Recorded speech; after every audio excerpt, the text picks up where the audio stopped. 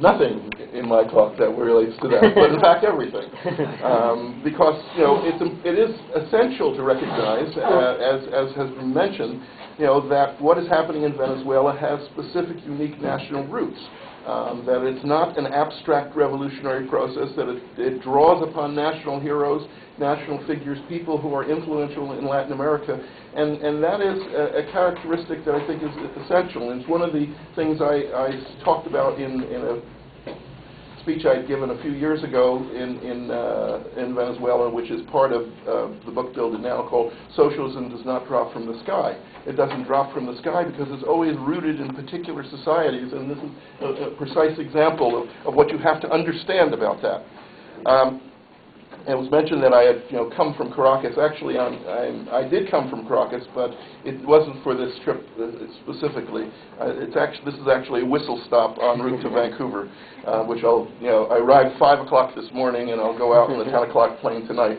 The effect of this will, in part, be that I may become relatively exhausted. Probably not, during the talk or during the question period, because the adrenaline will be high. I'll collapse immediately after. But I noticed in looking over years to bribe them to do this. I noticed in looking over the notes I jotted down this morning. This is the only time I had to work on this actually. That one of the indications of my lack of sleep, etc., like that, is that I can't read my writing. But anyway, I'm going to try and give an overall picture, and I think that much of this will be best developed through the process of questions and answers, because I'm sure people have many questions about Venezuela, and I would try to answer them as best as I could. The first question, though, I want to explore relates to the title of this talk. Which is Venezuela Building Socialism for the 21st Century. And there's an immediate begged question there. What's socialism for the 21st century? What do we mean by that? And I think it's important to recognize that there is no text on socialism for the 21st century. I've tried to set out some ideas and build it now in some of my other articles. There was an article in Month Review in the April issue called New Wings for Socialism, and then I've got another one in the July-August special issue on Venezuela and Latin America in Monthly Review. But at best, all I can do is sort of point in the general direction, no specifics. So because what is characteristic of what's happening in Venezuela, and I think in general on this whole question of socialism for the 21st century, is what people say is the process of making the path as we go. But there are some characteristics, I think, that are becoming clear. And that is what socialism for the 21st century is not. And certainly it is not, in anyone's conception, a centrally planned or more specifically directed economy from above, which is controlled by a vanguard party which acts as if it can control, but in fact can't. It's not that kind of process brings with it alienated workers who don't care what they produce as long as they get paid at the end of the week or the end of the month. And with enterprise managers who are in fact income maximizers who do whatever they can to maximize their income, and as we see in the Soviet Union, Eastern Europe, and in China, emerge subsequently as the new capitalist class. So it's not that. That's not socialism for the 21st century. Nor is it the system which purported to be an alternative socialism because of its focus on a very central element that every socialism must have, which is worker management. The system of self-management in Yugoslavia, where self-management occurred through the market and where there was significant solidarity within the workplaces, but on the other hand, a general lack of solidarity within society, and in fact the emergence of a new productive relation, which was group ownership, which became increasingly in conflict with the interests of society, where, in fact, all that mattered in Yugoslavia was the growth of income. Now, both those models, which characterized the 20th century, had a common element, and that was the element which emphasized the growth of productive forces. Not only the growth of productive forces, but also the idea that socialism is a separate stage as unique from a higher, better stage, And in this separate stage, the emphasis had to be on self-interest, on getting back in accordance with what you produce. Distribution in relationship to contribution. The quid pro quo. I give you this, you give me that. I get back what I return. That kind of exchange transaction. The idea that there was a separate stage of socialism, unique with its own characteristics, goes back to an interpretation of Marx, an interpretation of Marx's Gotha program, one of the few places where he wrote explicitly about socialism, except for the Grundriss, which is a very rich document, but was not very well known. This idea of two separate stages was in fact an interpretation of Marx's Gotha program by Lenin. And I suggest it was a grievous misinterpretation, because it was never Marx's position that there were two separate stages. Rather, Marx talked about a process of development, a process in which you begin with a society which is inevitably defective. The new society is inevitably defective because it's infected by the old society. It's marked economically, socially, morally, intellectually by the birthmarks of the society from which it emerged. And Marx's argument was the society which emerges has defects, and it develops its own logic. It subordinates those defects. It increasingly, by developing its own logic, builds then upon its own foundations. That's the distinction he makes in the Gotha program between the society as it emerges from capitalism and as it develops on its own foundation.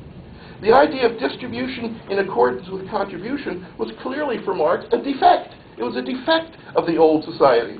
It was the result of people who were marked and infected by the old society. And for Marx, the very concept of this was it was necessary to subordinate these defects, to struggle against the defects, because in fact, as we've seen, we can see it theoretically, but we can certainly see it in practice, building on the defects, building on self-interest, leads you back to capitalism.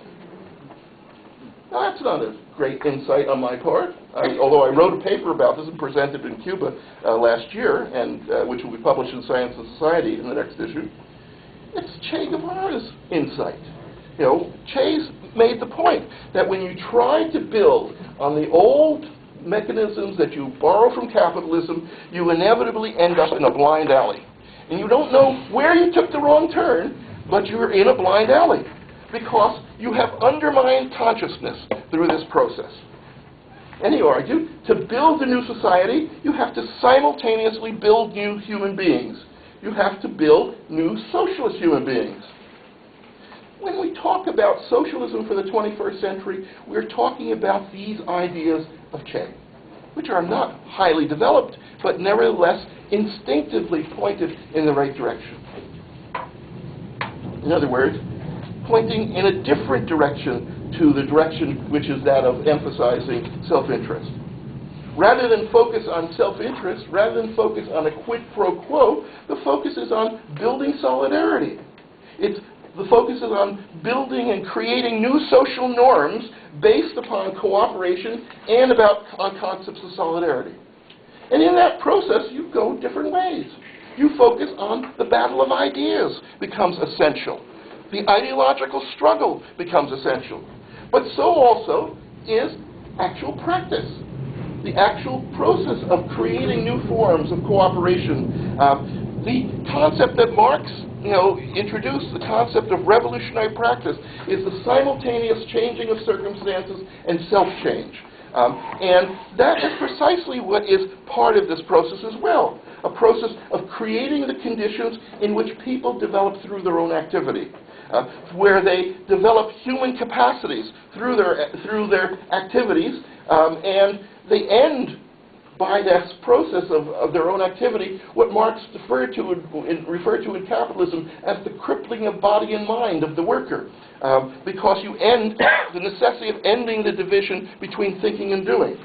In other words, the alternative focus is on human development. And in that respect, I would suggest that the concept of socialism for the 21st century is really not only a return to the ideas of Che, but also a return to Marx's ideas, where he talks about the importance of a society in which the free development of each is the condition for the free development of all. And I would argue that that's what the process in Venezuela is all about. Hugo Chavez, at the World Social Forum in 2005, made the statement, we have to reinvent socialism.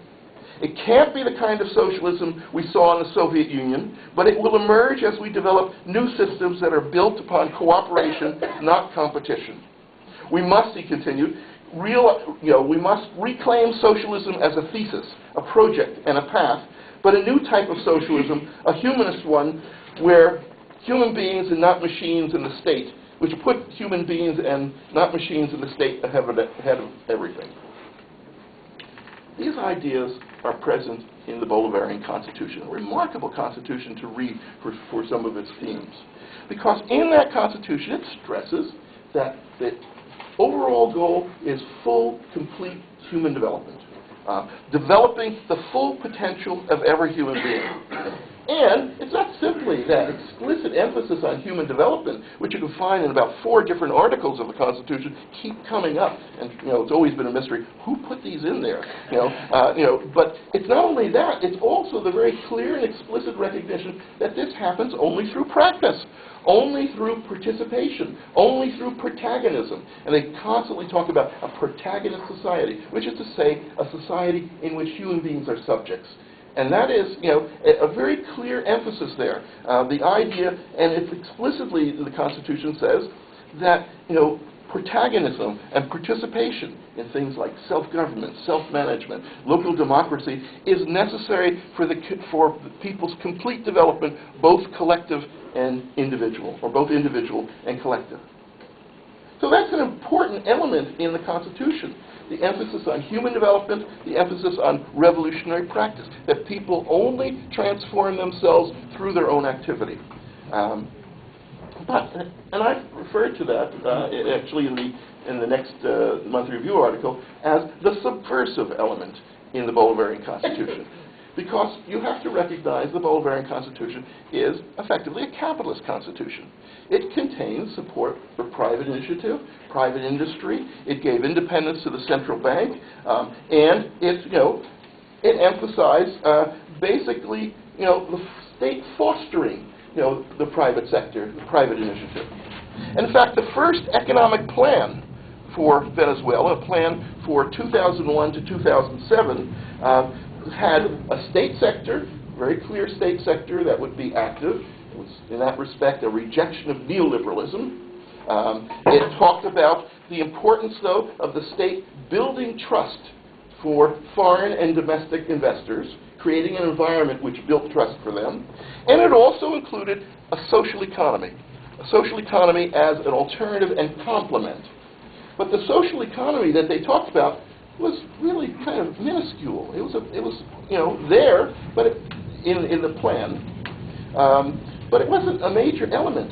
It was basically providing support through a number of institutions like microcredits, the Women's Development Bank, etc., for the development of cooperatives.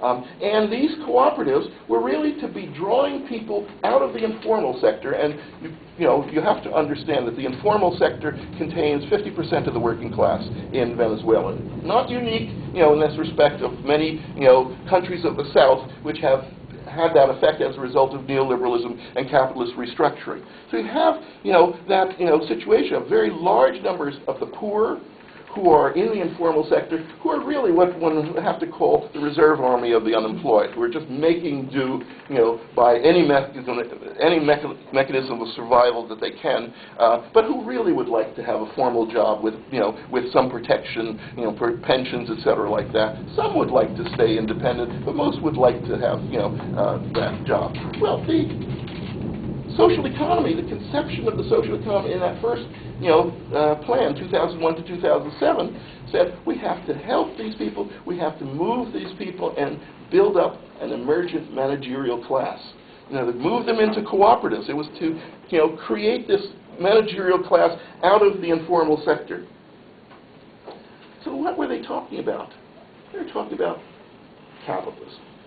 A different kind of capitalism. It was certainly a rejection of neoliberalism, certainly a rejection of the market should rule everything. It was that there should be an active state, the state should intervene, the state should do something about poverty, it should do something about many things, but it was still a different kind of capitalism. And in fact, I've suggested I guess it was in the last chapter in Build It Now, that its model was really the South Korean and South Asian model, an active state capital, as fostering capitalism. Well, they began to act on these things, doing little things like, law on cooperatives.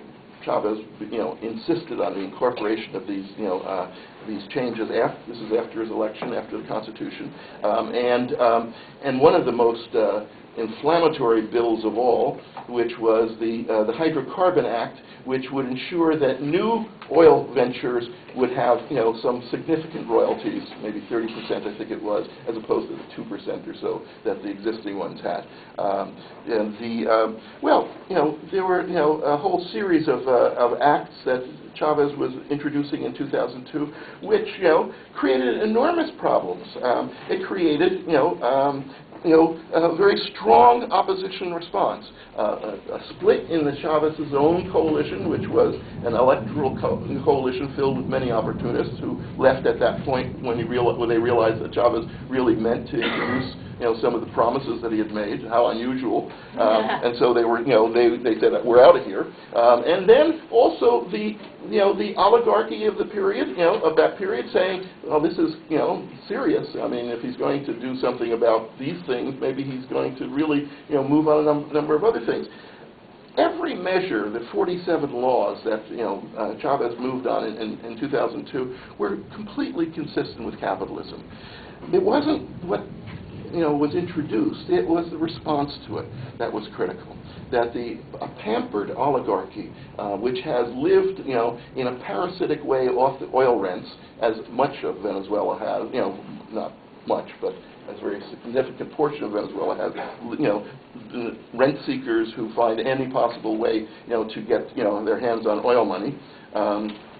I'll come back to this question. That this, there was an enormous rejection of these measures, and so you have the coup, supported by the United States, led, by local, oligarchy in conjunction with the military, etc. Well, that coup we all know is defeated. Don't have to talk about that. That's followed, and Chavez initially, sort of didn't know his strength, and so he was very conciliatory. He was conciliatory in his appointment of new economic ministers, and in how he moved. He didn't know how much of the strength he had was, in the army, was simply people who rejected some of the measures of the golpistas, or whether it was a rejection, or whether these were in fact people who were committed to real change. So he was very careful initially, but in that period, the oligarchy made its next move, and its next move was really the key that they had was to shut down oil, shut down the oil industry. They did this beginning in the early December of 2002, and this was part of a whole general lockout. In which a number of industries participated, and they expected that Chavez would be gone before Christmas, that it could not possibly last. They did not anticipate, that the blue-collar workers at PDVSA would keep it going, that the army would join in to keep it going, that people would organize in the streets, etc., to maintain gasoline distribution, that there would be a whole series of processes in which people would develop in defense of what was happening. In defense of the government, and I argue, and I think that it's pretty clear that it's that period, that fighting the bosses' lockout from December 2002 to in the early spring, which was more significant than the defeating the coup. Because it's that long period of developing significant consciousness on the part of workers and people in the community that was absolutely critical. So there were really two gifts that were given to the revolution in this process. One, the coup, which unmasked the enemies in the army, etc. And then after the oil strike, the abandonment effectively of their area of strength, which was the oil company, because all of those plotters were gone. And then now the oil company belonged to the state. The state within the state was no more after that defeat. And so those were two gifts. And then the third gift that came was the referendum campaign against the government to recall Chavez. A unique characteristic of the Venezuelan constitution is that every office holder can be recalled halfway through their term. And there's a long process going on right now in which many mayors are being subjected to revocation recalled. Referendum. The referendums haven't started yet because they're now gathering the signatures, but it's there. So that process began, and I should tell you that as that particular process began, many Chavez, party leaders of the various parties all said, well, they'll never get the signatures, they'll never get enough to do this, and there was this grand competition between the leaders of the various Chavez parties, the Quinta Republica Party, which was the party that the electoral party Chavez himself had formed, but some of the other parties, the PPT and the Podemos, they would, all their leaders would get up, all men, and make macho speeches about how they were going to crush the opposition would not get any signatures, etc., like that. Well, the opposition got the signatures, and of course, what was the response of these party leaders was, it's fraud, it's a mega fraud, they don't have the signatures, it's a lie, etc., and their advice to Chavez was, ignore it, reject it, etc., which of course would have been an absolute disaster. Chavez, who has fantastic instincts, responded in a quite different way. Chavez said, rejected the organizing committee that he had, which was called the Commando Ayacucho, which had been supposedly fighting against this referendum, and created a new organizing committee by saying, in the communities, take groups of 5, groups of 10, organize yourselves, go neighbors, everyone get 10, go off in the communities and organize to defeat this referendum. And people responded. They responded to this call to organize from below, and everywhere in the communities you went, you just saw this self-organization happening in what was called the Commando My Santa. So that was the third gift, the referendum campaign, because it created much higher, deeper organization in the communities as a result. Okay, so one of the things you find is that every step that the opposition has taken has in fact led to a deepening and advance of the revolutionary process. And one could go back to Marx making the comment in his notes on the Paris Commune, which is that slaveholders' revolts, put the sword in the hand of the social revolution, and it advances much more rapidly as a result. And that's been precisely the kind of thing that's happened in Venezuela.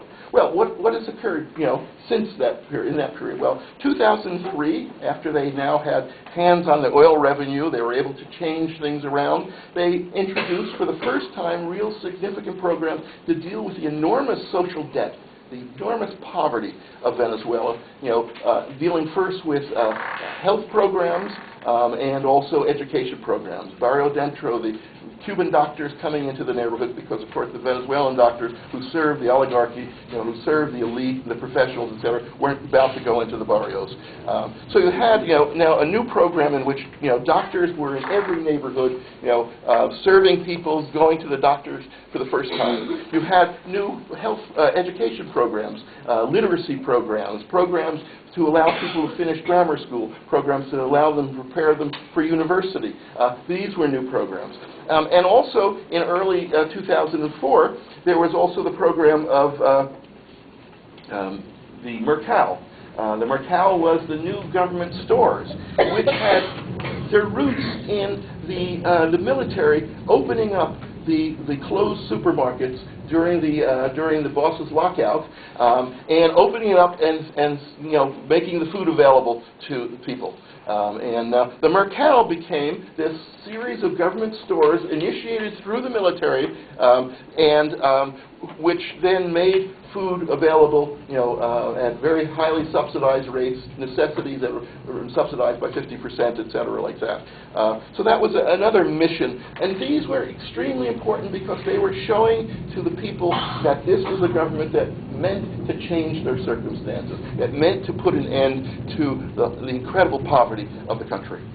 There was also another mission Volvoncaris, which in many respects reflected a number of the kinds of directions. And Volvoncaris was this new program focusing on both education and work, combining education and work. It was a program which was training people to engage in, to develop skills, and that was one aspect of the training. But the other aspect was in the principles of cooperation, training people for engaging, creating cooperatives. So graduates of Volvoncaris would go off, they would into cooperatives.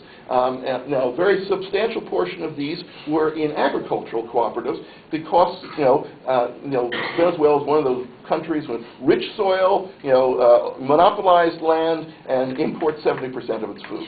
So that the idea of food sovereignty became extremely important. So Volvoncaris emphasized creating people with skills to engage in agricultural production who would then be in cooperatives to do so.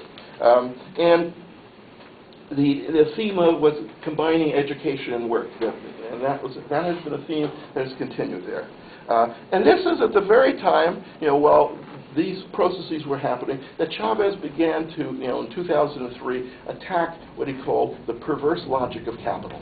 And in contrast to the perverse logic of capital, he was talking about the importance of the social economy. The social economy now increasingly at this point now is seen not as this little sort of add-on to a capitalist development, a means of survival for those who are having the greatest difficulty in surviving in a neoliberal, capitalist society, but increasingly seen as the alternative. And in 2003, he talked on one of his Ala Presidentes, this is the national educational seminar that he runs. He talked about this, the social economy, he said, bases its logic on the human being. It bases its logic on work, that is to say, on the worker and the worker's family, that is to say, on the human being. And he continued and said, the social economy is not focused on economic gain, it's not focused on exchange value, it generates mainly use values. This is 2003, and he says its purpose is the construction of the new man, the new woman, the new society. Well, it's not a big leap from that description of the social economy to talk about socialism. It's just changing the name of what you were talking about. It's an important ideological, leap to say we're talking about socialism now, but it's not, the content hasn't really changed when he starts saying we have to reinvent socialism at the World Social Forum. Well, there were a number of new elements that were added in 2005. One of the things, one of the most interesting, intriguing elements that some of you may sort of, your mouths may drop, if you haven't seen my description of it here, is that Chavez spent his nights, he's a voracious reader. He reads everything, and he doesn't sleep at night. He sometimes takes naps in the afternoon to revive, but he reads, and he doesn't read like detective stories. He reads Itzvan Matsaros' Beyond Capital, the 1,000-page book that he gave as a present to Chavez, to Fidel, and he laughed at one speech that he said, Fidel's really angry at me for giving him such a fat book. Well, Chavez not only was reading it, he was understanding it. And so at one point, he, in one of his Ala Presidentes, he says, let me tell you about this new idea I have. And I'm going to read you my notes from 2 months ago. And he reads his notes from May 18th, I think it was 2005. And he says, and he's drawing on Matsaros' discussion of Marx's Grundriss. And in this discussion, Matsaros talks about, you have to have social labor from the outset. You can't have social labor as a result of an exchange process. There has to be production for communal needs and communal purposes. And Matteuros talks about this and talks about this whole thing and says this is the Archimedes, lever on which, of the whole concept of a new society. Chavez says, yes, the Archimedes lever, give me that lever, I will move the world. And he proceeds to talk about the whole necessity at that point to create a new communal system of production and consumption in which exchange of activities is based on communal needs and purposes. And out of that, it emerges a new, institutional form called the Empresas de Producción Social, companies of social production. And the logic of the companies of social production was that they would be companies which would orient themselves toward, worker participation and also meeting the needs of society. And they were meant to redirect the activity of cooperatives, and also redirect the activity of private capitalist firms to get them to commit to meeting, communal needs and get them to meet, to change the situation in which their workers worked. Another building block was introduced in 2006, and that was the communal councils. The communal councils are extremely important. Communal councils was a concept, we can talk about later where it comes from, but it comes from Venezuela. It's a Venezuelan product. Councils based on 200 to 400 families, and these councils would have general assemblies and select their spokespersons, voceros. They're not delegates. They're not representatives. They're spokespersons, voceros. They speak for the community, but they better speak for the community. And the logic of this was that these communal councils would incorporate a number of the existing institutions that were there, like the land committees, like the health committees of the communities, like the defense committees of the communities. All of them were brought together so these communities would now, instead of having limited sectoral visions, they would think about all the needs of their communities together. And these communities would begin the process of engaging in local planning. And participatory budgeting. Now, one thing to note is the contrast between this and a similar concept of participatory budgeting in Porto Alegre, Rosario, and a few other places, because they don't compare in terms of the size. This is 200 to 400 families, 1,000 people. Everyone knows your neighbor, kind of thing, presumably. In some cases, these councils are one building. And so these communal councils were seen as a very important, new step. December 2006, Chavez is reelected, very substantially. Not the 10,000 votes that was madly, aimed at, but 7 million. 10 million votes, 7 million. But important is it was a campaign explicitly based on building socialism. There was, there was no question of what this election meant. And what's happened since? Well, one of the key things that's happened since is what has been called the 5 motors of socialism. Everywhere you go, you see the 5-pointed star. And the 5 motors of socialism are, first of all, the enabling laws, which give Chavez the ability, to enact legislation, introduce legislation in a few areas for a limited time period. This is a long Venezuelan tradition. Previous presidents had it. Chavez had it, and used it in 2002. That's one. 2, constitutional change, being a second motor. 3, morale luci, which is basically morality and enlightenment, or you could translate it as education and ideology. And a 4th motor is changing the geometry of the country, which is to say changing the geographical subdivision, political subdivisions. I mean, it's madness when you have some parochias, parishes, which are like thousands and millions of people, and then some are little tiny things, and they both have equal governing power. So it's changing those kinds of things. And then the 5th is the explosion of communal power. The 2 key motors, I would suggest, that indicate where the process is going is the 3rd motor, morale luci, which is because it's a focus on spreading new values, spreading values which emphasize solidarity, critical of the focus on self-interest, and it's also an emphasis on education. Education everywhere is part of the theme of Morality. So including education in workplaces. Education in workplaces to learn the skills of self-management, something that never happened really in Yugoslavia, where even 20 years after they thought this would be accomplished, there was this process in which you still had the experts very clearly able to know the workers in the workers' councils, etc. So education everywhere is a very important element of Morality.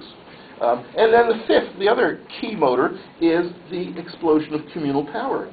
And the whole idea of the explosion of communal power is building on the communal councils as the cell of a new state. I mean, that's the concept of it. And Chavez has been very explicit on this, and he couldn't be more explicit than when he says, all power to the communal councils. It's the logic of this is going to be the base on which we build. Linking communal councils, to create larger units, planning democracy from below.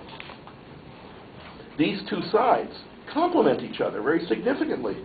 The idea of ideology on the one hand, and the idea of practice on the other hand. Because if you only have only the practice, but without doing something about changing the values, then you would have a practice focusing on human needs, on local needs, which are the needs generated within a capitalist society.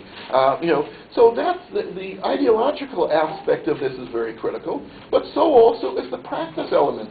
Because if you just talk new values, talk selflessness, etc., like that, but don't give people the opportunity to develop and see for themselves the process, then what you have ultimately is a combination of commandism and cynicism.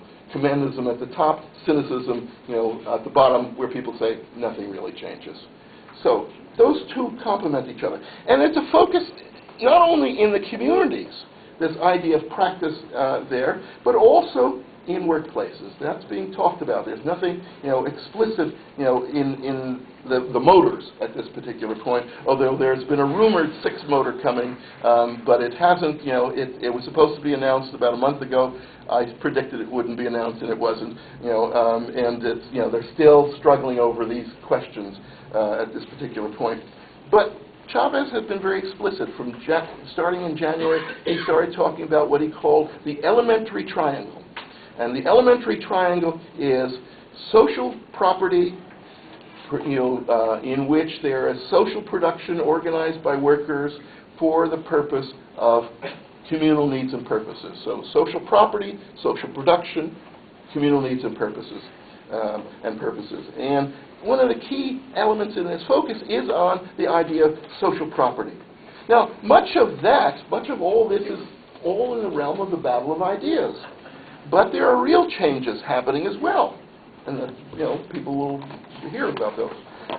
There's been an enormous expansion of the state sector happening.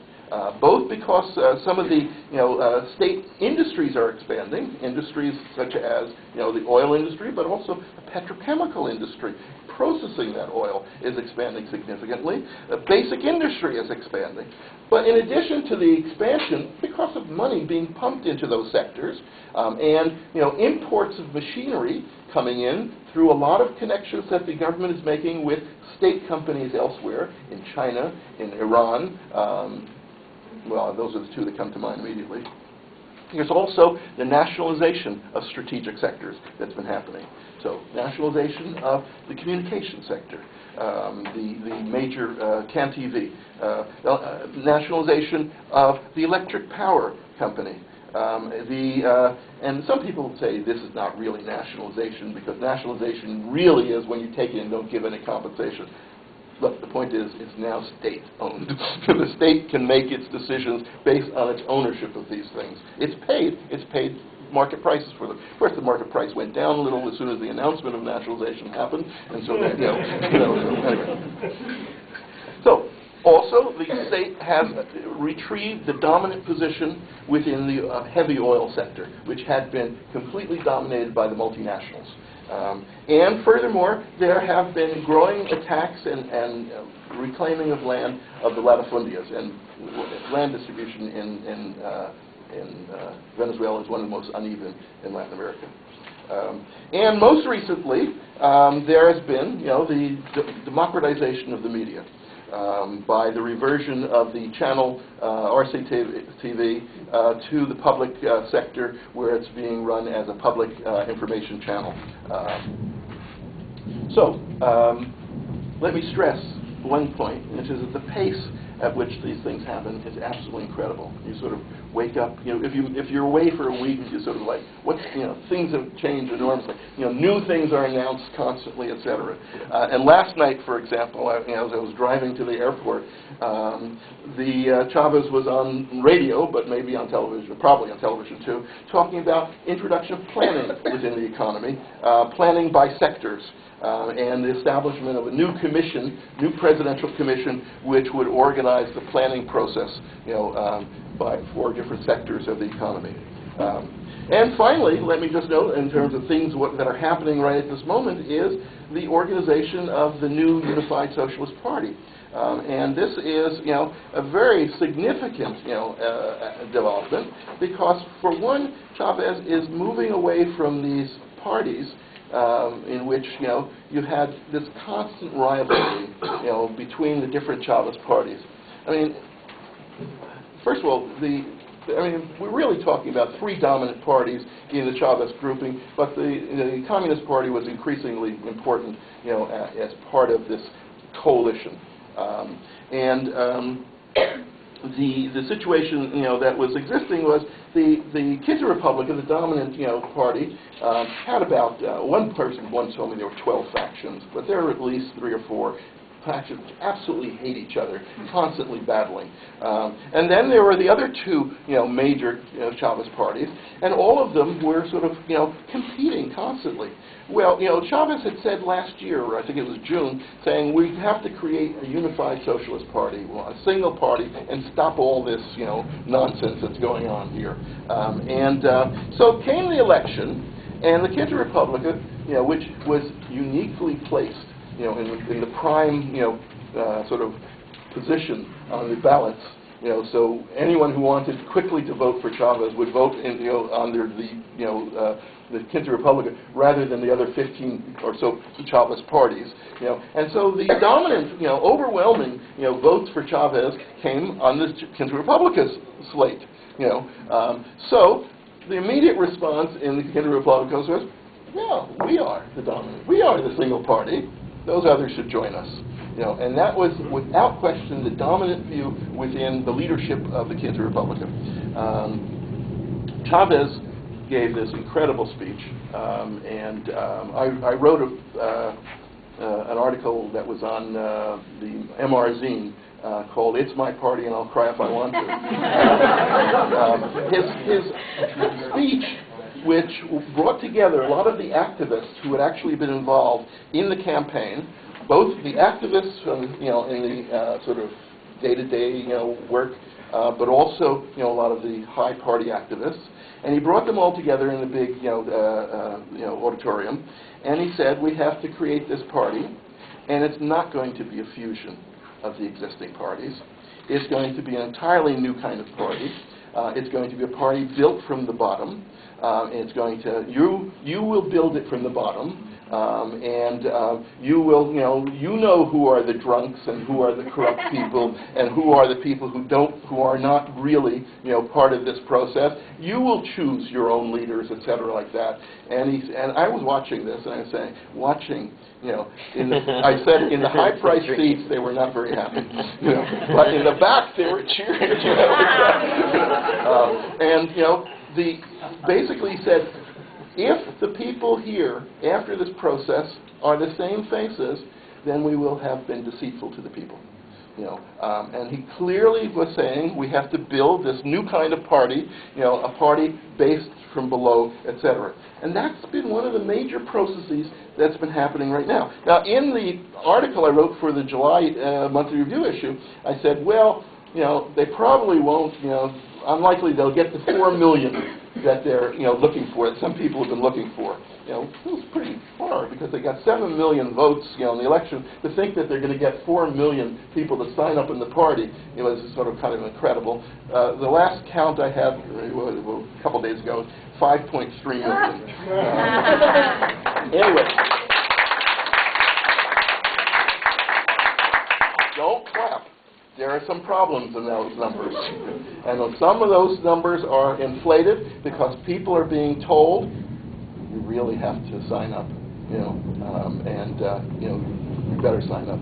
So there's a lot of, and this is not coming from the top, but it's coming from keeners in the middle and the bottom who want, let's say, everyone in their workplace to be signed up, et cetera, like that. So how many of this 5.3 million are really going to be around, a long way down, there? It's unclear. But still, the fact is that this is no tiny little party. It's certainly not the cadre party, that the Communist Party was arguing had to be, the basis for carrying on to socialism.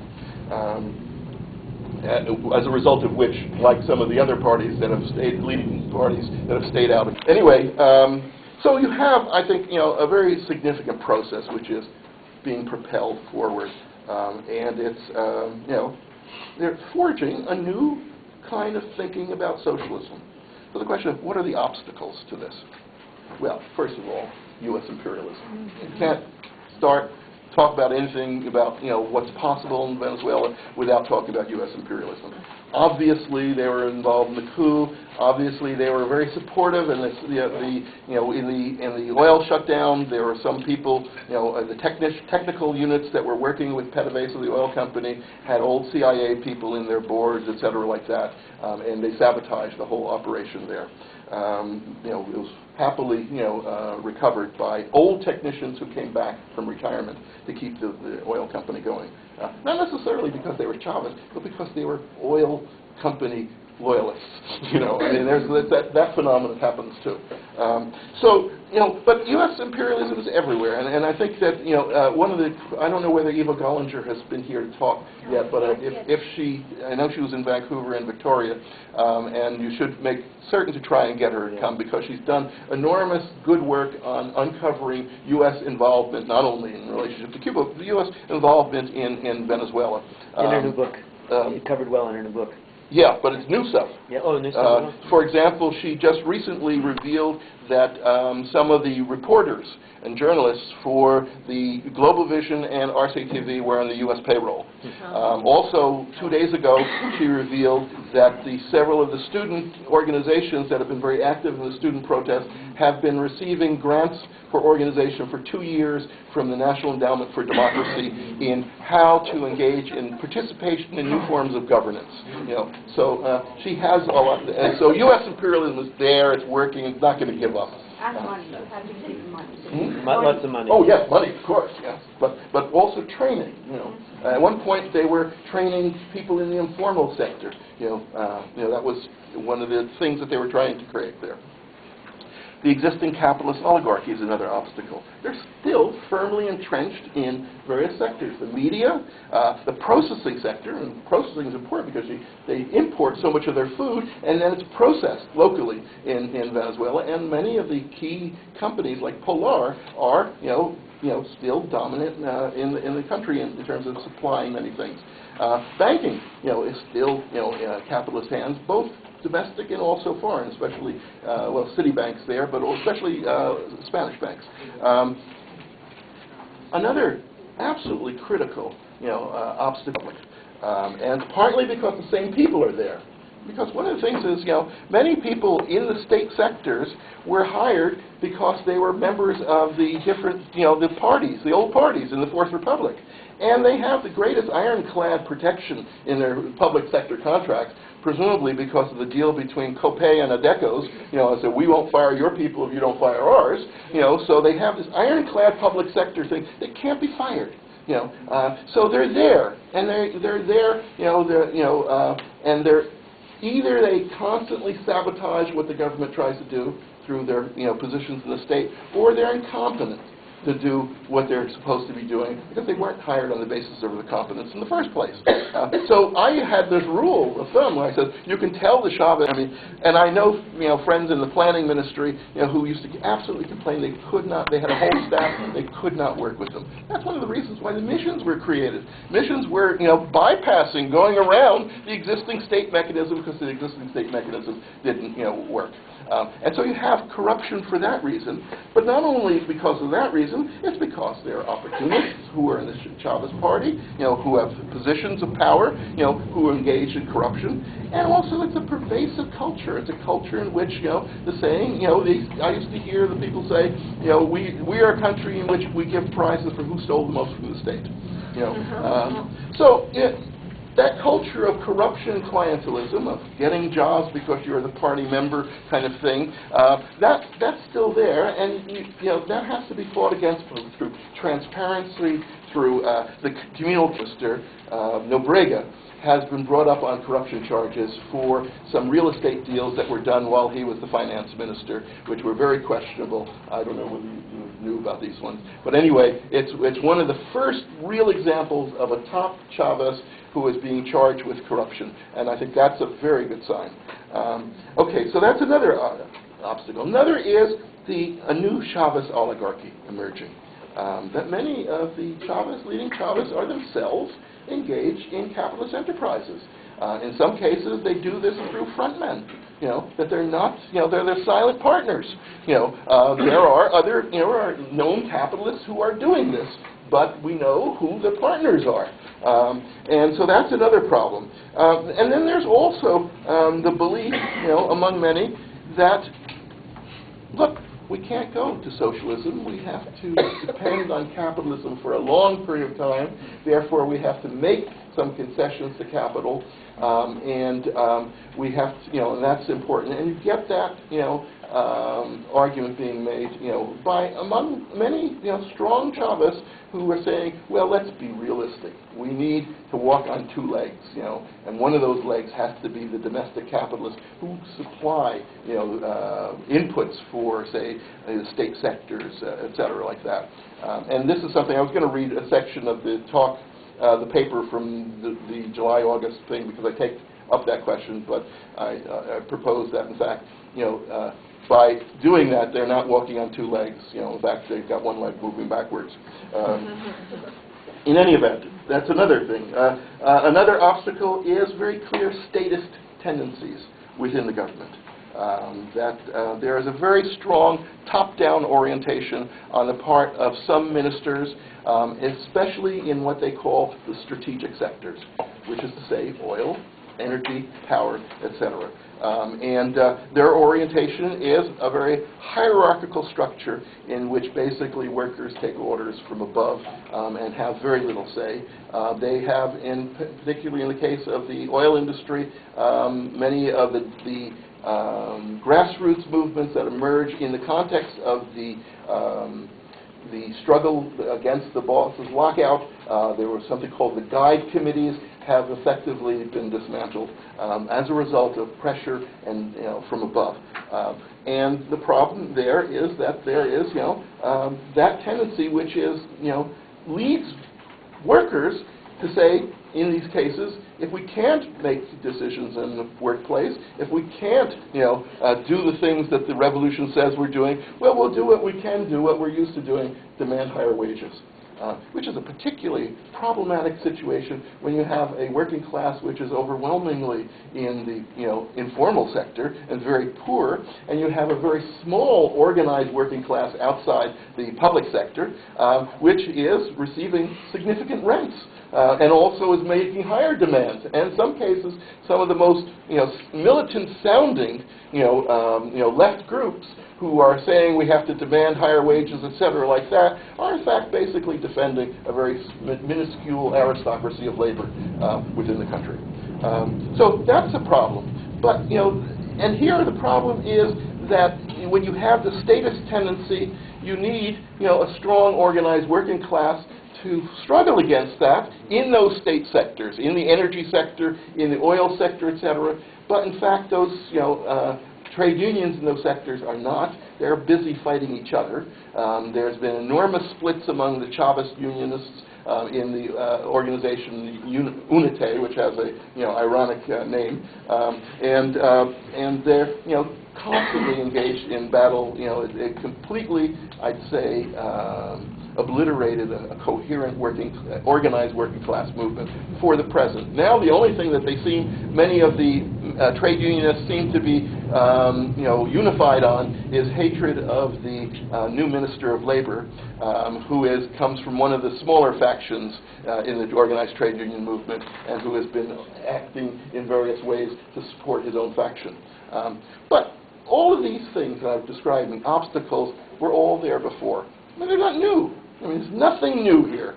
And yet it moves forward. And that's the most important thing to recognize, that the revolution is advancing despite all these problems. And it advances because of the unique dialectic of leadership and masses. A leadership which is, unlike social democrats and many people who don't call themselves social democrats, is always prepared to move in rather than give in when capital attacks, and masses who are demanding that it go further. And that process of interaction between Chavez and the masses of people, which he's referring to because he's a reader of Negri, among other things, the multitude, that interaction is very important, because Chavez cannot and will not, because of where he is coming from, will not easily disappoint these demands from below. He's constantly recognizes it. He comes alive when he's in contact with the poor, with masses, etc. So that's what drives the process forward, but there's nothing inevitable about whether it will succeed. And it depends on whether it can continue to advance beyond these obstacles. So, what's Venezuela all about then? What's happening in Venezuela? I think, I haven't said anything real about oil revenues. Oil, is there. It's been very important in dealing with the social debt, that's existed. Extremely important, but it's also been responsible for that cultural clientelism, rent-seeking, and corruption.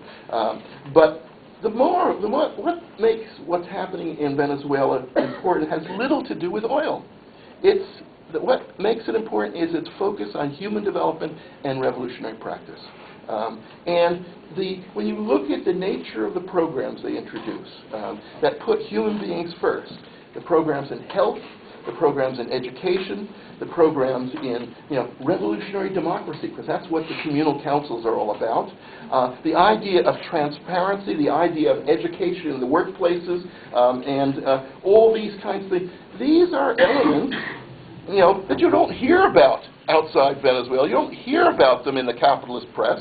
But they are elements which are absolutely essential to communicate outside Venezuela, to communicate everywhere, to communicate in Canada.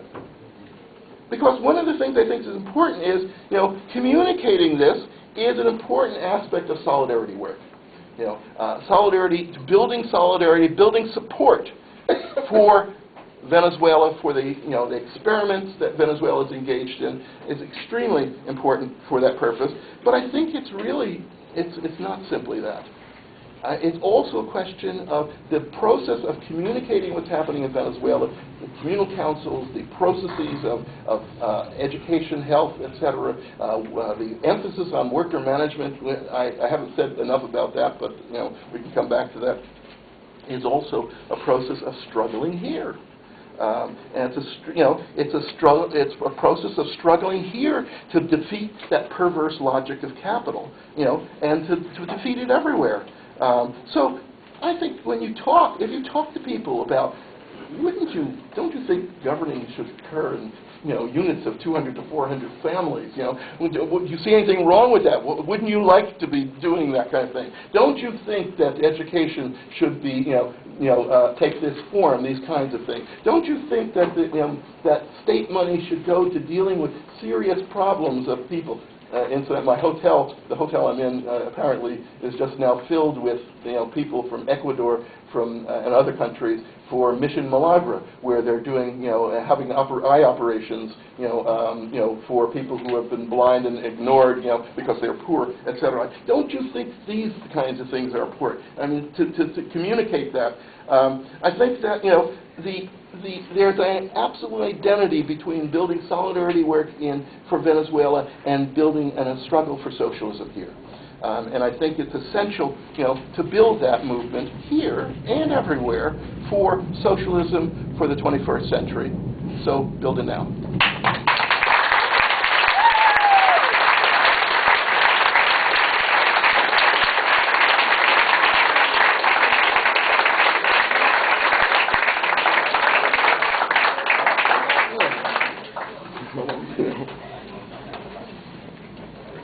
Thank you for all that energy after the flight, the midnight flight.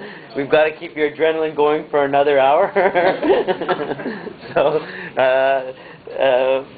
the floor is open for different questions from people, and also Daniela, who knows a great deal about the Missionis, in particular the healthcare sector, so you can also ask questions towards her as well. So let's open the discussion. Daryl? Yes, Michael. You commented recently on the draft Bolivian constitution and how it doesn't have the subversive element of human development in it. And I'm wondering if you can give us some more information as to how that got in to the Venezuelan constitution, because it is incredibly remarkable. And the fact that it's there, I think I can just sort of guessing that it means that it wasn't just simply a bright idea from one person. There has to be some social roots, but I know nothing about it, and I'm wondering if you can give us some information. You should maybe take a few so you can get your breath, and we'll try to get many sisters contributing as well. So, Suzanne? Thank you very much for this very illuminating talk and inspiring as well. I have two questions. First of all, I'd like to know... I think Greg mentioned that I'm involved in this institute that we created, Centro International Miranda, which has took about 2 years to really get off the ground, but is now seems to be functioning quite well. And we have a number of international scholars and people working with us and different programs. And I mention that because one of the programs is, or two programs actually, are of SIM, Central International Miranda, are organized by my partner, Marta Harnacker. And one of them is the program on community participation, which is focused on bringing people, studying participatory budgeting, studying the process of communal planning, the communal councils, and she was very much involved in the original process of bringing those communal councils, the characteristics of those, and also increasingly the question of discussions of what are called the socialist city. What would be a socialist city?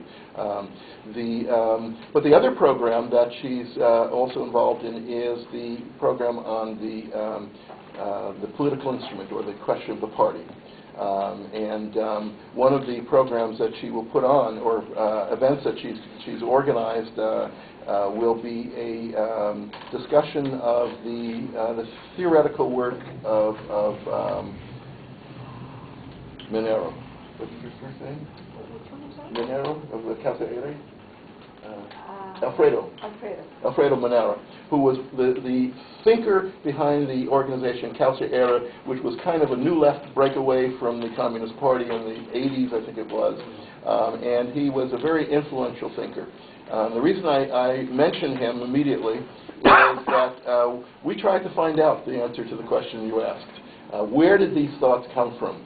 And Marta asked Aristobolo, who was the former Minister of Education, who came from the PPT, which was a part of the old Causa Era organization. He had been the mayor of Caracas in the early 90s, and he said it's all Monero. So that seems to be an interesting source of these kinds of things. I can't pin it down. Now, Marta's put together a collection of his writings, which is going to be published shortly, and is organizing a panel of bringing together people on this. He was also very influential on Chavez. So that may be the source, but I can't give you the matching quote from him and from the passages in the Constitution. But certainly that seems to be an important element. There's no question in that Constitution, what the process of the constitutional formation of the Constitution was it emerged out of active social movements. It wasn't a case where, if you had a constituent assembly here, without social movement, it would be a disaster.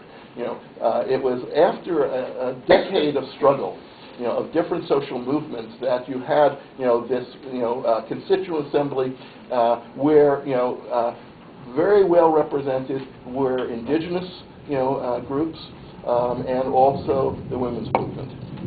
And that is very clearly reflected in the Constitution that they produced. The Constitution has excellent material things on indigenous struggles, the honoring of their languages, their traditional land claims, etc. And it also is unique in having, as part of its central core, is pensions for women, people who work within the household. That is in the Constitution.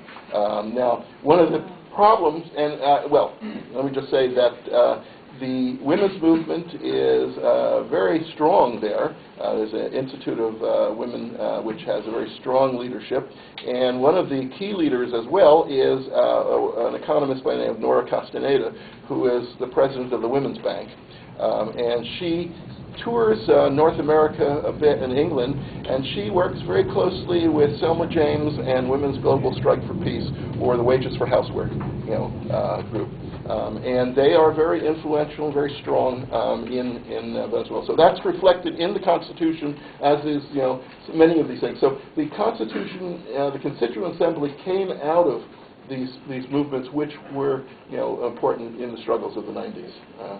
So I don't know whether I've answered to some extent both those things. The question of the international component and its impact on Venezuela. I don't know. You probably can answer this a bit better than I can. I was really struck, in some of the early, demonstrations against the war in Iraq a few years ago in Venezuela, as how few people were there. There seemed to be very little consciousness of international struggles outside Latin America. Maybe it was different in Latin America. But, I think that has changed significantly because of the growing recognition of the struggle against imperialism. But, it's less developed than I would have guessed. As far as the question of impact on Cuba, it's hard to say what the impact of the Venezuelan Revolution on Cuba is. When I go to Cuba, there are constant questions from friends, and trying to find out as much as possible. In 2003, at the Solidarity meetings in Caracas, the first of the Solidarity meetings, Carlos Laje, the vice president, gave a speech on the whole question and raised this question that some people say that there's a fear or a danger of the Cubanization of the Venezuelan Revolution. He said the more interesting question is the Venezuelanization of the Cuban Revolution. And I think that is definitely true. I think from what I can see, there's very great interest in the communal councils. Where the communal councils differ, for example, from the CDRs, the Committees for Defense of the Revolution in Cuba, is CDRs don't have money. They can't do anything. They can organize police, etc., and defend their local areas, but they cannot join together and decide on something like, let's, put in for a budget to, get a sewer system here, kind of thing. They can't manage money. There's general suspicion of that in Cuba, that money and having access to money breeds corruption, etc., and there's a very great reluctance to allow that to happen. The problem is, on all such kinds of, perspectives, that it goes contrary to, Rosa Luxemburg's argument that the working class demands the right to make its own mistakes and learn from the process of history. When you don't allow that to happen, people don't grow. So that's, as far as the question of the communal councils, this is a process, some of the communal councils haven't been constructed yet. They expect there'll be 25,000 of these, communal councils. I think the last figure I heard was 18,000, but many of those 18,000 are still really just electing their representatives, just meeting, etc. But again, they're not dropping from the sky because there are local organizations that have been there. It's really consolidating those organizations that's happening. And how do you avoid, the question was, how difficult is it to sustain them in this context? Well, one of the interesting mechanisms that has rules in which the communal councils function is that they have to talk about projects, common projects that they want. And the sort of instruction that they've been asked to do, and I don't know whether it's actually written down or whether it's just been stated in the law, is that they should, in prioritizing things, they have to prioritize the things that they can do themselves first, rather than waiting and waiting and waiting, as is often the case in Venezuela, for money to come from the top to finance this. That they are basically said, you identify the things that you can do immediately yourself. And that's part of the process that's been happening. And I've seen interviews with, people in the different communal councils, and met people in different communal councils, where they talk about how much, they've saved by, working together and like getting enough money that would have previously, paved a certain amount of road, and now they find ways to do, double the amount by simply working themselves, organizing the process. There's been a lot of, there's fascinating elements. The ultimate communal council law did not reflect all of the discussions that we're going into. There was one point where the discussion of the communal councils was that people should be in communal councils from the age of 14. That they should be, that in fact it will be the young people who will be the ones the most active in their communities. They are the ones you want to really ensure. I think it's 16 at this point, but it's still a concept of these are your local communities self-organizing. Now, they get money in two ways. One is there's a reallocation of budgets away from the mayors. Which is where a lot of corruption has existed. So they are getting money. They're also getting, when they have specific projects, they also get, sort of grants from above, with great fanfare, et cetera, like that. But that's, one of, I think, a negative element. Should we take some more? New values. Oh, sorry. New values. Yeah, I think the issue is, I forgot where that came from, the issue of new values. Yeah. But the issue of new values is absolutely essential. And I think that's what the struggle has to be. But my feeling is you cannot talk about new values unless you're prepared to talk about socialism. That you have to, you can say it's not the socialism of the Soviet Union, it's not the socialism of this, it's not the socialism, but you have to be prepared to talk about socialism as the answer to capitalist values. Daniela, do you want to add anything? Well, just a little bit about the lady who asked about women's rights. I brought with me, and I can show to you, but it's in Spanish, part of the booklet that is used in the Consejos Comunales and is used in the community for teaching about the rights of women. And there is a lot of work going on about that. Machismo, there is machismo in Venezuela like there is in many Latin American countries. Even in Canada. There is here, like there is in Canada. I encounter machismo in every possible way, and I've experienced it myself throughout the years as a professional, as a woman, as a mother. It doesn't matter. But there is a lot of work going on that, but that work, like Michael said, has to come from the bottom, from the base, and then you have to change the perceptions that people have. It's a perception that you have to, for example, you go on the road and then someone actually butts in front of you with a car and then they say, oh, it had to be a woman, that kind of thing. So you really need to change those perceptions, and the way that you change that is by doing education. And there's no other way about that. They are laws that are being brought forward against abuse for women. A lot of the law about the stipend for women who stay in the home, so that their work is recognized. So it's not a work that is for free. It's a work that is recognized, and there are many, many homemakers in Venezuela who don't make any money and who are dependent on whatever, manna coming from the sky, that kind of thing. So now they have recognition from the government that their work is actually valuable, and they're trying to integrate them into the many educative venues and programs that the government has right now, or has brought forward. One just additional point is that it's interesting to look at the Constitution and see its gender-neutral language. And also, Chavez regularly speaks of compañeros, compañeras. Always. It's always a very consistent message there. Suzanne, with the Venezuela Coalition, is going to pass the hat around for a collection in support of the coalition's work. I've got a lot of hands here. I'm going to try and juggle as best I can. If everybody keeps relatively disciplined in terms of the last round, relatively short questions, we'll be able to get through a lot more. You wanted protagonist democracy. Let me take up the last one, first, because I can say I know very little about it. I think you have to. I'm sure that there is a great vulnerability of Colombians in Venezuela. That we can be pretty certain that there are many, agents of Colombia, who are functioning, and that they don't function alone. That they function with support from elements in the army and the police of Venezuela, and that this is all part of the corruption of the Venezuelan army. And not army, police forces in particular. And one of the attempts that is being made now is to create a national police force to try and clean out the corrupt elements, etc. There. But I'm certain that there is a great vulnerability, of Colombians there. Many Colombians, on the other hand, have been getting citizenship, or are able to vote, or increasing, who've been there many years, and are very strong support, for the process.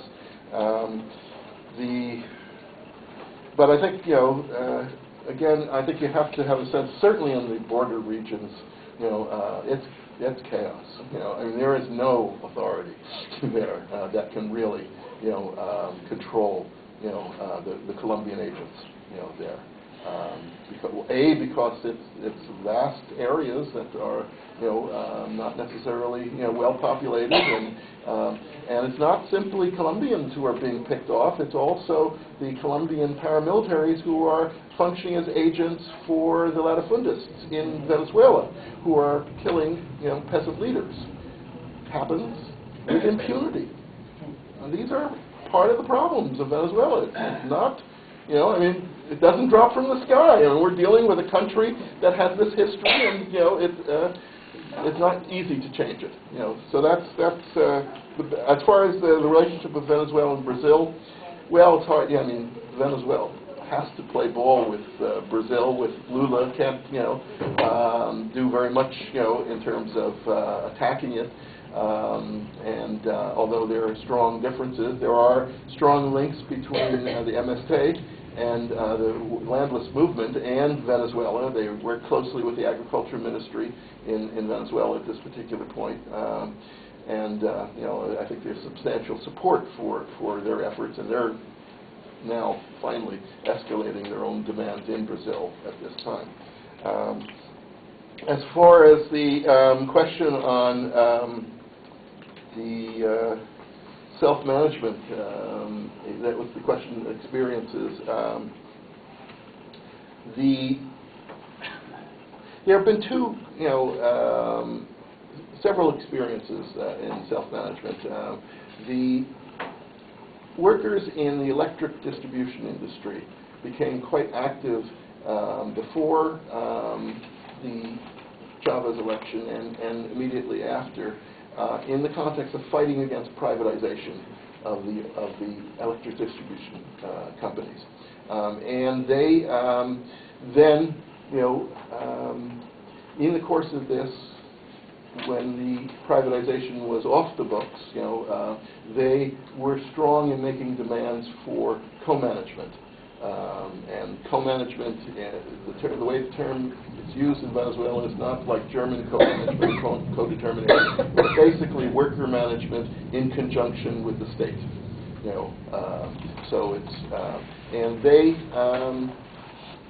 they began with the state officials in the state electrical company Gaddafi, which was the major part of what had been, what had been happening before Chavez was the breaking up of the electrical distribution company into a lot of small companies in order to make it easier to sell off each of them piece by piece. So they began to work with the existing management, developed a process of co-management, worked with committees, making demands upon the management, et cetera, like that. And in Gaddafi itself, the major unit, it suddenly came to a halt. Suddenly the state managers and ministers said no, and they stonewalled every development on the part of workers' committees and completely frustrated the workers. Some of the great militant workers in that sector were very demoralized. In contrast, the state electrical distribution firm in the Andes, Cadela, had elected their own president. They were decentralized, and who was a worker.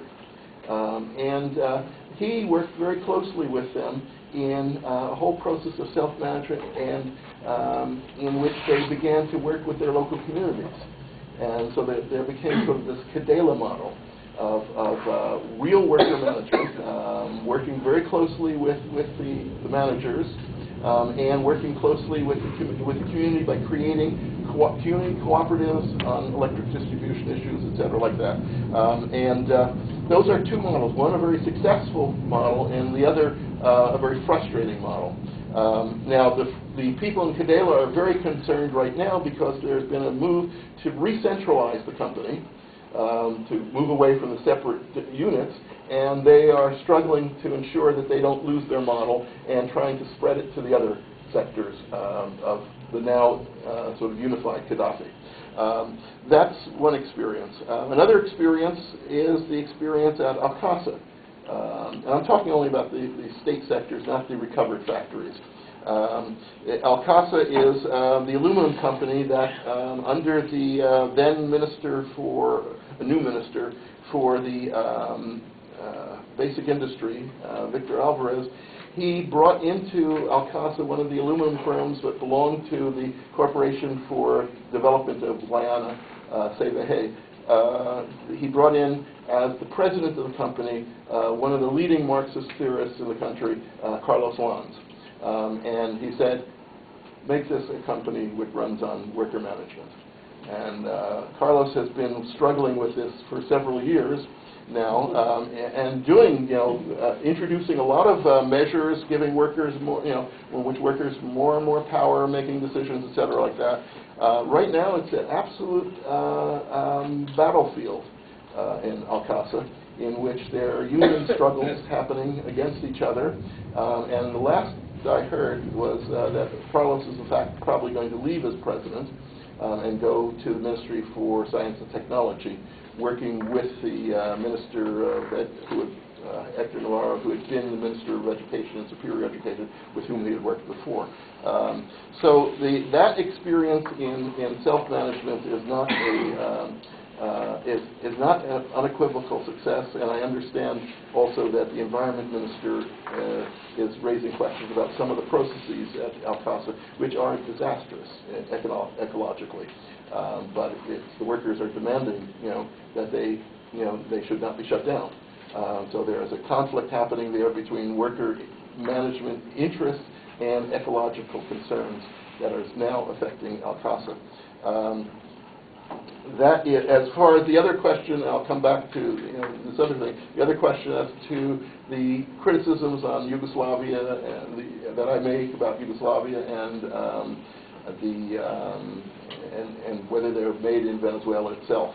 I studied Venezuela, Yugoslavia, for a number of years. I was very interested in what was happening in worker management there, and my conclusions are sort of clear that a disintegrating factor, and became, in fact, increasingly so over the time. I gave a talk at the second Solidarity meeting on, I guess it was 2004, on lessons from Yugoslavia, positive, what happened, positive lessons, negative lessons, etc., like that, which was then published as a pamphlet in Venezuela and pretty widely circulated, I think. I don't know in general what the impact was, but I know that Chavez talked to me about it and said that this was the aspect of the negative was very important, and he immediately responded, to that criticism of the breakdown of solidarity and the self-interest, etc., like that. And that's where he's coming from. Very strong Christian, sort of aspects of it. He's, very strong on, sometimes he gives speeches and you have 3 shirts, give 1 away, into all distribution of wealth, etc., like that. And he'll even lecture the archbishops, etc., and the cardinals, etc., about the Last Supper, how everyone, held everything in common, And so he was very receptive to that, and I think that might be a factor there. As far as why not workers' control everywhere now, it'll be nice, but frankly, it's not going to happen. The way Chavez proceeds is he chooses his battles, when he has to fight them. It will happen when the oligarchy in those areas challenge the process. Then he will move in rather than give in. That's the way it will happen. It's not the oligarchy that's the problem. At this particular point, the problem is the organization of the working class. The problem is 50% of the working class in the informal sector. That's a battle that they don't have to fight if they nationalize everything at this particular point. But if banks don't follow the government's demands, they will be taken over. If Sidor, the steel company, which was privatized, in the previous government, doesn't follow the state policies, it will be taken over. It's a question of responding to the obvious apparent failures of capitalism. That Chavez always can go to the people and say, look at what capitalism is doing. When he has a concrete example, he moves forward. So that's, I think, and when you look at the problems that are happening in Alcasa, it's sort of hard to make the case for, nationalize everything at this particular point. It's interesting, there was an article just recently about the thriving banks in Venezuela, capitalist banks. And one of the bankers or advisor to the bank said, well, he's not going to take us over. Where is he going to get the people to run 50 banks at once? And that's, it's a question of training new people too is an important aspect of this. So I think that my question is, I don't think that what is holding back the revolution at this point is the existing oligarchy. I say over and over again, at this point, the real threat to the revolution is the Chavists, internal Chavists, who are in fact, have their own purposes and have basically said the revolution has gone far enough. That's where the real struggle is going to have to still happen between the base and those Chavists. I think that's more important. Now, ultimately, the coalitions that might be created between them and the existing oligarchy it's obvious that they will make that coalition at some point, but that's when the oligarchy will be, expose itself to another inroad. I don't know whether I've sufficiently answered the question. There was the party question and the internal struggles in the labor movement.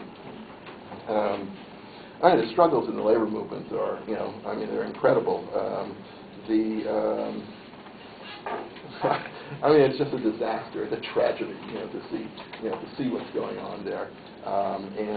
In some cases, it's not a question of autonomy at all. It's a question of a political line. It's not necessarily autonomy because there's only, at this point, only one faction of the 5 dominant factions, and there's a minor Marxist current faction, but it's not one of the dominant factions. There's only one faction that is not for autonomy, and that's the faction that is now represented in the Minister of Labor. And that is the one that seems to be unifying the rest of the labor movement against that. So maybe it's been sort of encouraging to see that emerging unity. But as far as Chirino, I think Chirino has really good things to say. He himself did not go into the party, the new party for the Unified Socialist Party. Most of the party that he was involved in forming, almost everyone in the leadership of the PRS, the Party of Revolution and Socialism, has in fact gone into the new party because they have taken, I think, the correct position, which is it's necessary to struggle within that new party in order to not yield it to the oligarchy, the emerging Chavez oligarchy. It's necessary to have a real class struggle within the PSUV. Chirino has stayed out, and there's almost like a sort of a rump committee of the PRS, which is still around. But but Chirino is sort of, I view it as a kind of a holding action that if the party is maintained in case things, the struggles inside the PSUV don't work out. As far as the Sam's questions, I don't know whether I've answered the part about the internal struggle. The Army, it's hard to know about the Army. I mean, there is general sort of wisdom that there is a whole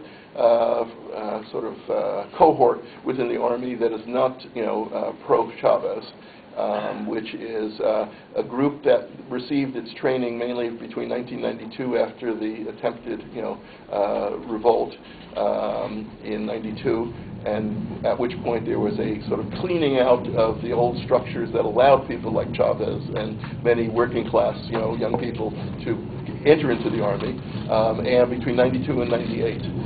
So at one point they're referred to as the captains. I don't know what their ranks are at this particular point, but it was clear that they were not, pro-Chavez, and I'm not certain the controls over. Every June is a very critical period in Venezuela, because it's when decisions are made as to who in the Army will be promoted and who will not, who will get command posts. And Chavez is very much personally involved in those decisions and discussions as to who, and many of the people who are sort of in the unquestionable loyalty will not get command posts. And they have other roles related to their position. But as far as the Army in general, it's generally sort of felt that the Army itself is the strongest support, but there are questions about the Navy and the Armed Forces. The head of the Minister of Defense is a very strong supporter of Chavez, Bodwell, who's been with him for many years. And then the other question was, I don't know. There was a question on the communal councils can get together to do collective activities on some. That's happening. Mancomunidades. That's happening. There are communal councils that are attempting to work out arrangements with other communal councils to work on. That's been part of the process all along, that there are projects that go beyond what the scope of any individual communal council. So neighboring communal councils work together, et cetera, like that. That's a process that's happening. But precise mechanisms for how to do it are unclear at this point, and it's part of the process. That is occurring to work out those mechanisms, but that's the goal. I mean, when Chavez says, all power to the communal councils, and the communal councils are the cell of a new, state, he's not saying the state is going to be atomistic communal councils. He's saying that is the base on which you build the new state from below, and that only can be based, by the communal council meeting and connecting together. Now, how much that's still, though, in local areas, and the question is, how do you connect, say, the communal councils in one region with the communal councils in another region? Well, I mean, you have to find other ways. I mean, they don't necessarily connect them through common economic planning, but you may connect them through ideological things in which, representatives from one council go to other councils and tell them how this is how we did it, et cetera, and, it will help you. question of the Civil War in France. Lenin, right. Nothing you said suggests any reason why we should conclude that Lenin was right in saying there's a separate stage of socialism and a separate stage of communism. The Civil War in France says nothing about that. The Civil War in France talks about the period before communism. It is the dictatorship of the proletariat. It's where workers create the conditions for emancipating themselves. Socialism is presumably after that emancipation. So that, that's irrelevant.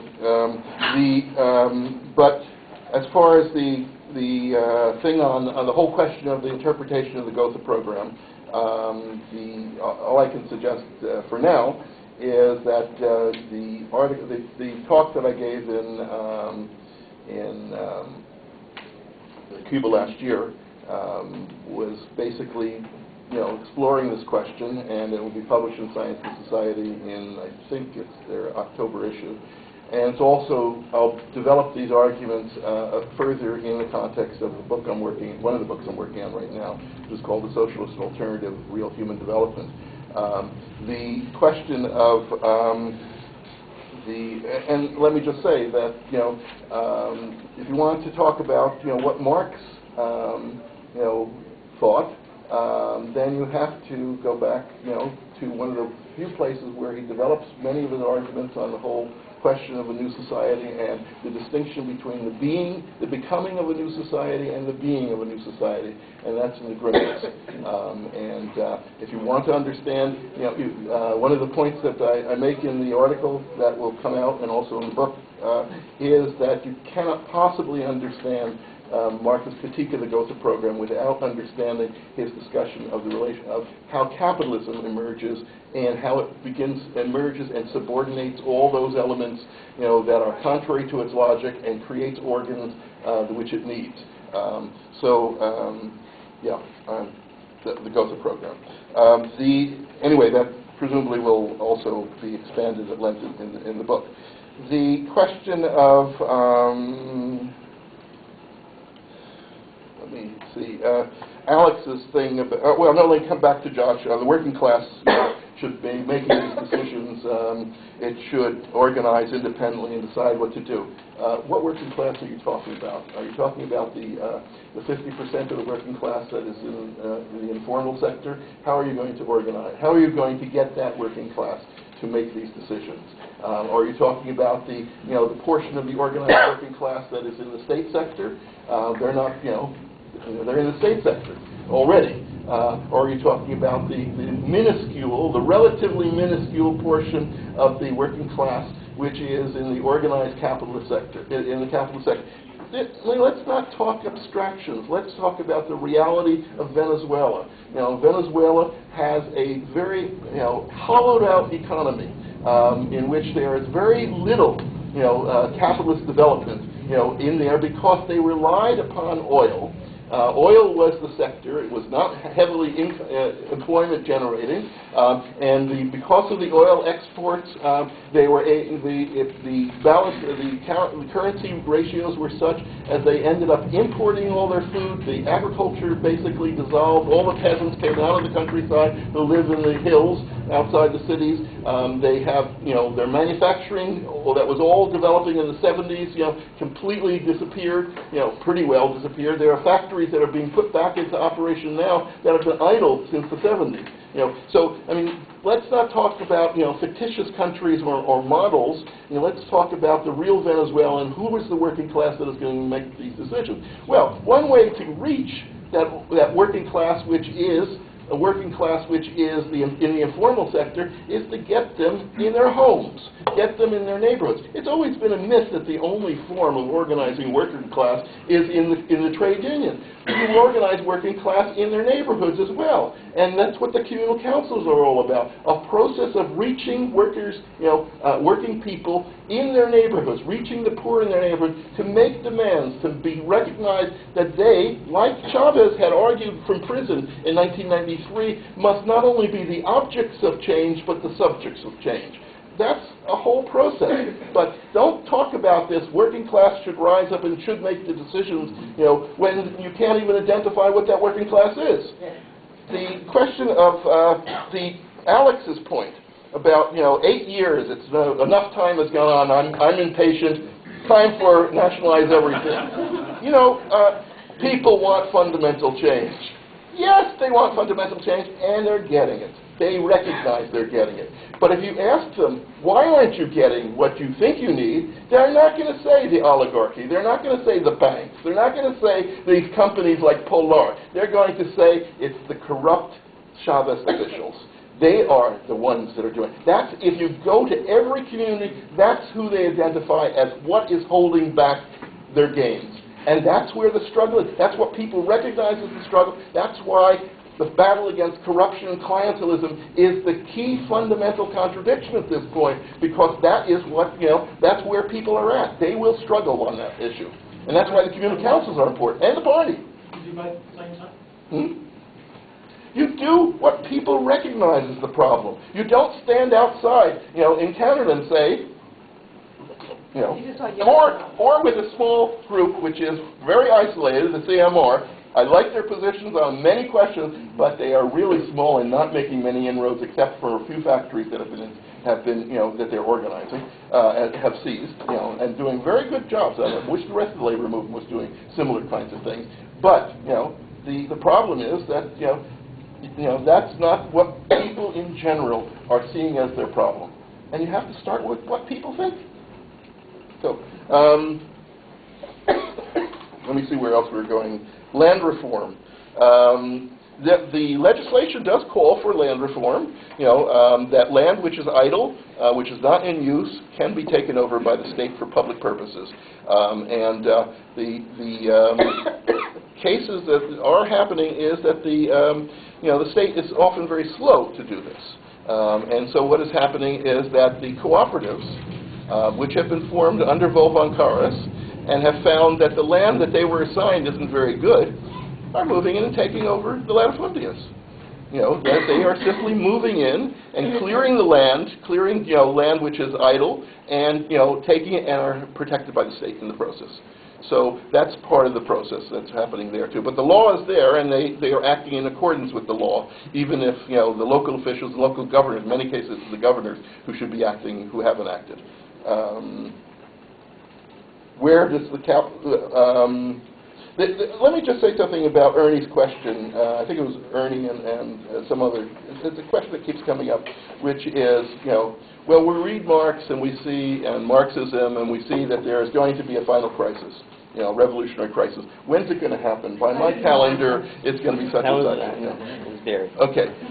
I think that what we, I'm in Venezuela and I'm sort of writing and doing I think some interesting stuff, but I'm learning more than I'm teaching there, and I think that's what we have to do. We have to forget about every word that we inherited from Marx, from Lenin, etc., and learn something from a real revolutionary process. And we learn that.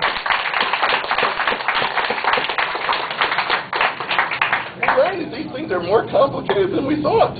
That there are all these, it's not linear, there are all these things happening simultaneously around the country. One of the most interesting things happening in Venezuela is that there are processes happening in different parts of the country in which people are doing the same thing and they don't know about each other. And so an important thing is connecting them and bringing together in conferences, and that's not easy to find them, So I really think that, we have to. I'm a Marxist. I think, I live, breathe it. I've taught it for 30 years, and now I can see, its usefulness. I always see its usefulness. Otherwise, you're condemning the rest of us. But no, I can, No, I think that we have to be prepared to recognize that, that Marxism is not formulas. It's an approach, it's an understanding, it's looking for the class question, it's looking for contradictions, it's looking for a whole series of things, and all revolutions are going to be different, but one of the things that Venezuela does teach you is that there isn't necessarily the final crisis, the revolutionary crisis. It's a series, that's what I was trying to suggest. It's a series of obstacles, barriers that capital puts forward, and you drive beyond it. And if you don't drive beyond it, it's the end of the revolution.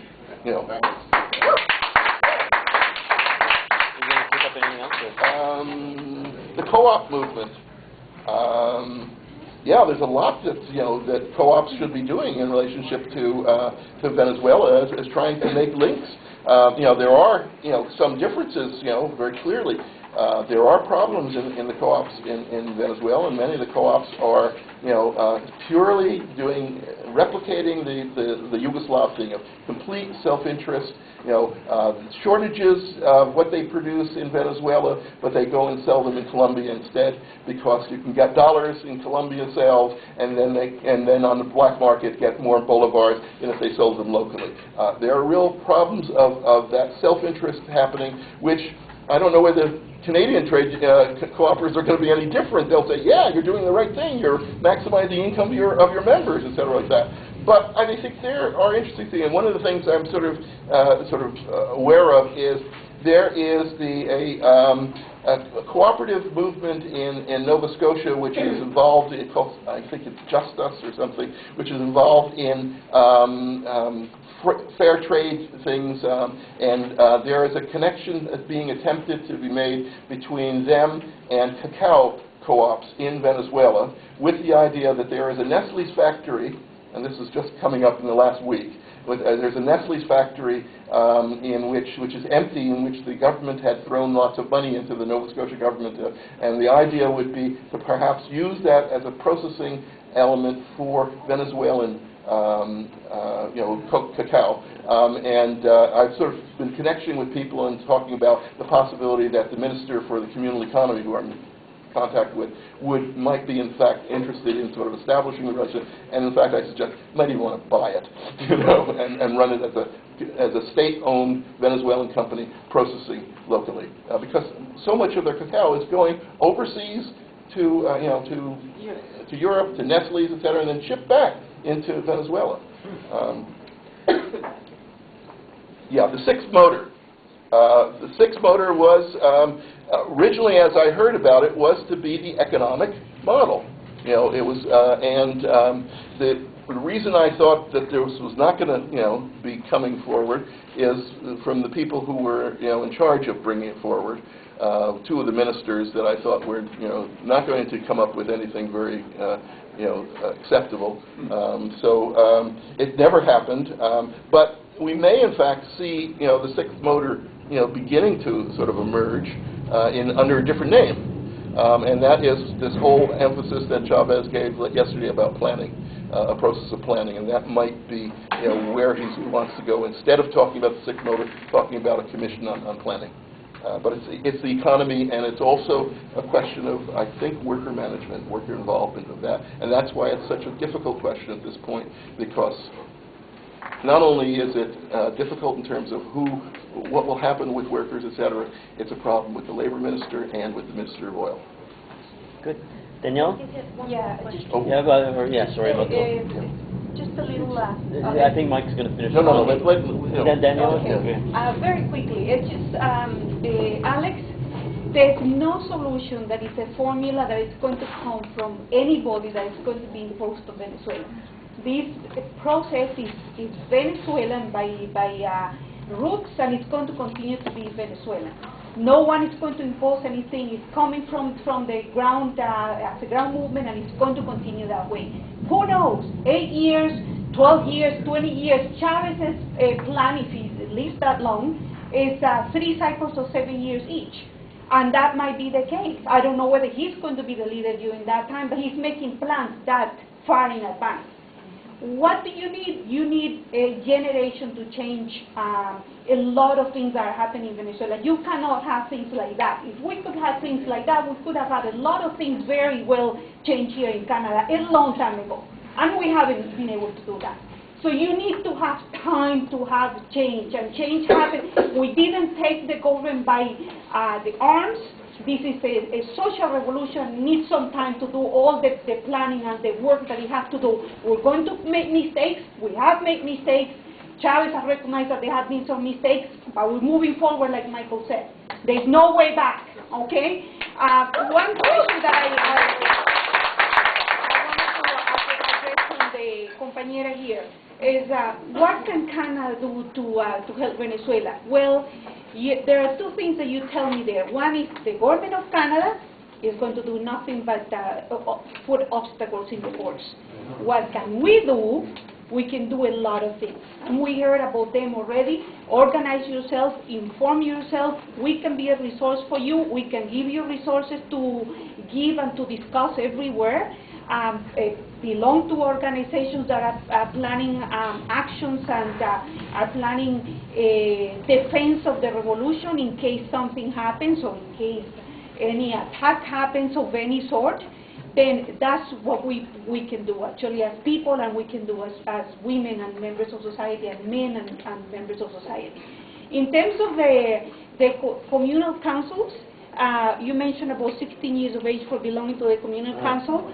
There is beautiful pictures of people, Venezuelan women and men with their children in there, sitting there, because in Venezuela there's no, you babysitting and somebody's going to be in a room, you're going to be listening to everything with your child by your feet. And then that's what they're going to be, and they're going to be brought up that way. And this is the generation that we're counting on.